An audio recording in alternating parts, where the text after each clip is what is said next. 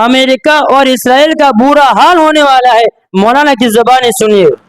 मैं बहुत पुरुम्मीद हूँ।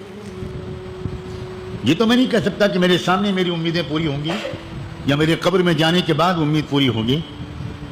तमन्ना तो मेरी अब ये होने लगी है कि अल्लाह थोड़ी मोहलत और दे दी, लेकिन अब मैं ज़ुबान से कम और दिल से ज़्यादा ये मांग रहा हूँ कि अल्लाह जब इतने दिन आपने ज़िंदा रखा है तो 3-4 साल जो बाकी हैं, अमेरिका और इसराइल का वो अंजाम जो फ़िरौन का हुआ, जो क़ारून और हामान का हुआ, जो कौम आद और कौम समूद और कौम सालेह का हुआ, ये अल्लाह अपनी आंखों से दिखा दीजिएगा, तब उठाइएगा, इससे ज़्यादा देर नहीं।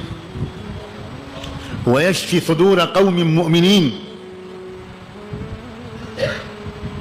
हमें ये दुआ मांगने का हक तो अल्लाह ने दिया है, क्योंकि अल्लाह ताला ये कह रहा है कि थोड़ा इंतज़ार करो, मैं तुम्हारे दुश्मनों पर ऐसी सज़ा भेजूंगा कि तुम्हारा दिल ठंडा हो जाएगा, तुम्हारा दिल ठंडा हो जाएगा। अल्लाहुम्मा श्फि सुदूरना या रब।